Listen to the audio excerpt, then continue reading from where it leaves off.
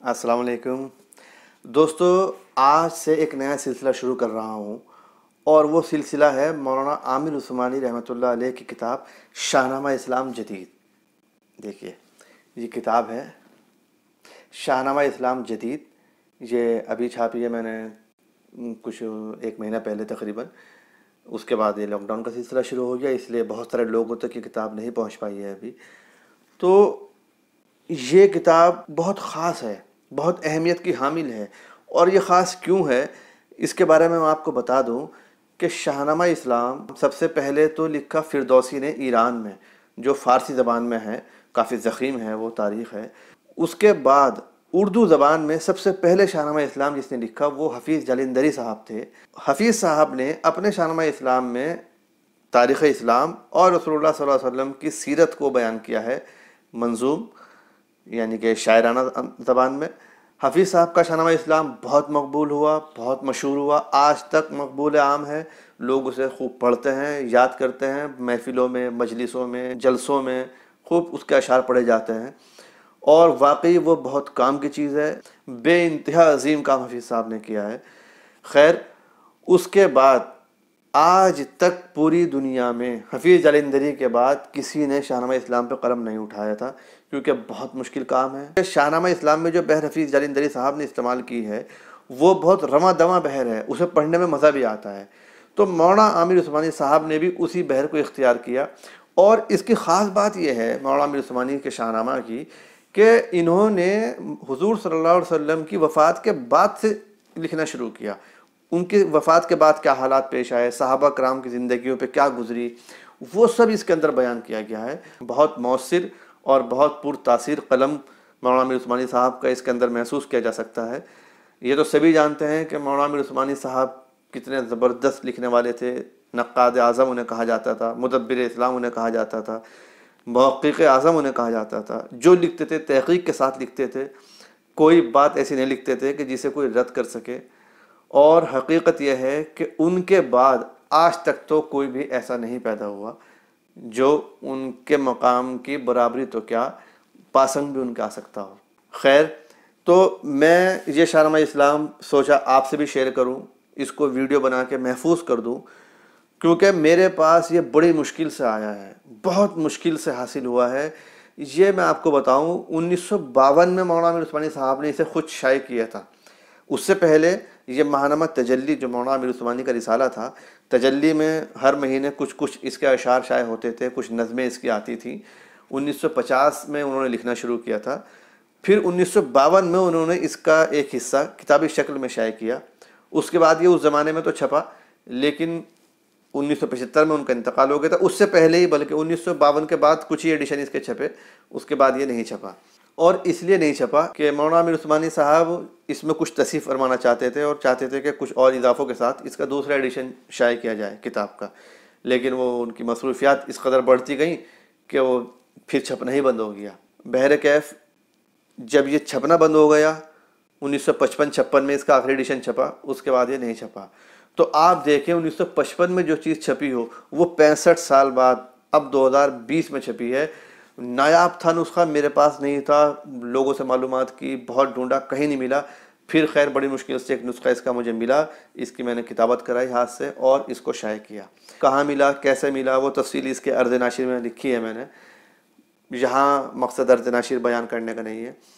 تو آئیے اس کتاب کو شروع کرتے ہیں۔ میں اس کتاب کا تھوڑا تھوڑا حصہ روز پڑھنے کی کوشش کروں گا، جب بھی وقت ملے گا، 1-2 دن میں یا روزانہ۔ لاک ڈاؤن میں تو یہ ہے کہ روز ہی موقع مل جائے گا انشاءاللہ، روز ایک ویڈیو چھوٹی سی بناؤں گا۔ کوشش یہ رہے گی کہ 10 منٹ سے زیادہ کی ویڈیو نہ ہو، 6-7 منٹ کی، 8 منٹ کی ایک ویڈیو بنے تاکہ لوگ آسانی سے دیکھ سکیں۔ اور ایک بات یہ بھی عرض کر دوں کہ یہ جو ویڈیو بنے گی شاہنامہ اسلام، یہ خالص علمی مزاج لوگوں کے لیے ہوگی۔ عام آدمی کے لیے شاید تھوڑی یہ اس کو پسند نہ آئے۔ اگر عام آدمی اس کو دیکھے گا تو اس کو فائدہ بہت ہوگا، اس کو الفاظ ملیں گے، ایسے ایسے الفاظ ملیں گے جو اس نے سنے نہیں ہوں گے، پڑھے نہیں ہوں گے۔ زبردست چیز ہے یہ، تو اس لیے دیکھنی تو سب کو چاہیے۔ میں تو یہی کہوں گا کہ ہر اردو پڑھنے لکھنے والے کو یہ ضرور ویڈیو دیکھنی چاہیے، شاہنامہ اسلام سننا چاہیے، پڑھنا چاہیے۔ آئیے اب اور زیادہ باتیں نہ کرتے ہوئے شروع کرتے ہیں۔ شاہنامہ اسلام جدید، صفحہ نمبر 3 پہ کتاب کا انتصاب ہے۔ انتصاب دیکھیے آپ، مولانا عامر عثمانی صاحب کیا لکھتے ہیں: اس بد نصیب قوم کے نام، اس بد نصیب قوم کے نام جو انتہائی بلندی سے انتہائی پستی میں گر گئی۔ صفحہ نمبر 5 پہ 4 مصرے ہیں بدرگاہ خداوند کے عنوان سے، سنیں: یہ جانتا ہوں کہ کچھ نہیں ہے متاع علم و کمال میری، یہ جانتا ہوں کہ کچھ نہیں ہے متاع علم و کمال میری، مگر یہ ہے تیری دسترس میں خزف کو موتی کا رنگ دے دے، مگر یہ ہے تیری دسترس میں خزف کو موتی کا رنگ دے دے، عروج آئے وہ پستیوں پر بلندیاں بھی عرق عرق ہوں، عروج آئے وہ پستیوں پر بلندیاں بھی عرق عرق ہوں، خزاں کی ویران وسعتوں کو بہار کا جل ترنگ دے دے، خزاں کی ویران وسعتوں کو بہار کا جل ترنگ دے دے۔ اس کے بعد صفحہ نمبر 6 پہ بحضور سرور کونین صلی اللہ علیہ وسلم 4 مصرے ہیں: یہ جانتا ہوں بشر ہو خدا نہیں ہو تم، یہ جانتا ہوں بشر ہو خدا نہیں ہو تم، بشر ہزار بڑا ہو خدا نہیں ہوتا، مگر خدا جو بقید نظر بھی ہو سکتا، خدا گواہ تمہارے سوا نہیں ہوتا، خدا گواہ تمہارے سوا نہیں ہوتا۔ پھر فہرست ہے اور عرض حال جو مولانا عامر عثمانی صاحب نے لکھا ہے، اس میں وہ 7-8 صفحے کا ہے۔ اس کے بعد عرض ناشر ہے، یہ میں نہیں پڑھوں گا، آپ بور ہو جائیں گے نثر میں، تو اس لیے آئیے نظم سے شروع کرتے ہیں۔ نالائے نیم شبی، یہ پہلی نظم ہے اس کی، جو صفحہ نمبر 23 سے شروع ہوتی ہے۔ آئیے نظم شروع کرتا ہوں، سنیں دوستو۔ مولانا عامر عثمانی صاحب کہتے ہیں: تجھ سے فریاد ہے اے گنبد خضرا کے مکیں، کچھ تجھے اپنے گداؤں کی خبر ہے کہ نہیں، تو نے بخشی تھی جنہیں دولت دین و دنیا، آج ان سوختہ بختوں میں نہ دنیا ہے نہ دین، بے حسی بے خبری بے عملی طاری ہے، تن عبرت کے مساموں سے لہو جاری ہے، عقل کے مکر نے ڈالا ہے دماغوں میں فتور، کہیں تہذیب کا غرہ کہیں دولت کا غرور، ہمتیں پست عزائم لب جاں دل معوف، نہ اخوت نہ حمیت نہ سلیقہ نہ شعور، جسم و جاں روح و نظر پنجۂ افلاس میں ہیں، جرأتیں سجدہ کنا بارگہ یاس میں ہیں، مقصد زیست یہ ہے راحت دنیا مل جائے، میں عشرت سے چھلکتی ہوئی مینا مل جائے، عظمتیں دین کی بکتی ہیں بلا سے بک جائیں، جیب لالچ کو چمکتا ہوا سکہ مل جائے، ذہن مفلوج ہیں باطل کی فسوکاری سے، سینکڑوں جرم جنم لیتے ہیں ناداری سے، تھے تو پہلے بھی تیرے دور میں لاکھوں نادار، بے زرو بے کسو مجبور و مصائب کے شکار، تو نے خود نام خدا پیٹ پہ پتھر باندھے، تیرے اصحاب کے فاقوں کا نہیں کوئی شمار،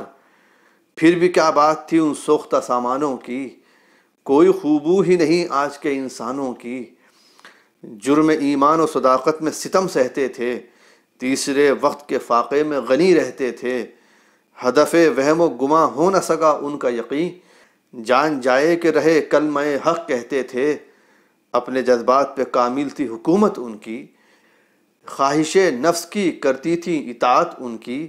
صبر کے شکر کے تسلیم و رضا کے بندے، مہر و اخلاص کے ایثار و وفا کے بندے، صفت کوہ گراں حق کی اطاعت پہ اٹل، صرف منہ سے ہی نہیں دل سے خدا کے بندے، ان کے فاقوں سے تہلکا تھا شکم سیروں میں،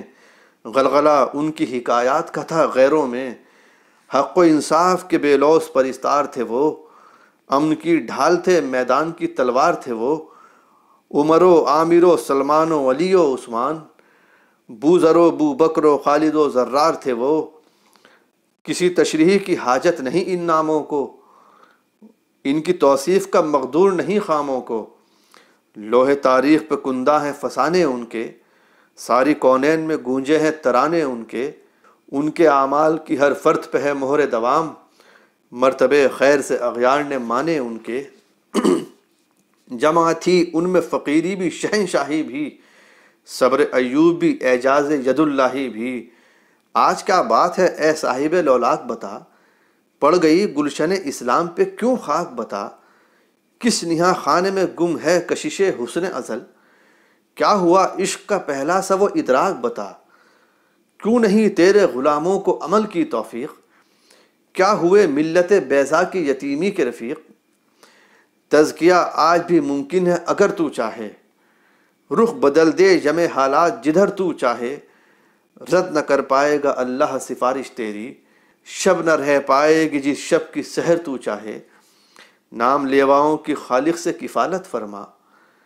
ہم بھکاری ہیں ہمیں بھیک عنایت فرما، یہ بھی منظور خدا دولت دنیا بھی نہ دے، شوکت قیصر و دارائی کسریٰ بھی نہ دے، ہو فقط پیروی دین کی توفیق عطا، ستوت رستم و اسکندر و دارا بھی نہ دے، مفلسی داغ نہیں دامن ایمان کے لیے، دولت دین ہی سب کچھ ہے مسلمان کے لیے۔ یہ نعرہ نیم شبی انشاءاللہ اگلی ویڈیو میں اس سے اگلی نظم پڑھیں گے، تب تک کے لیے اجازت دیجیے،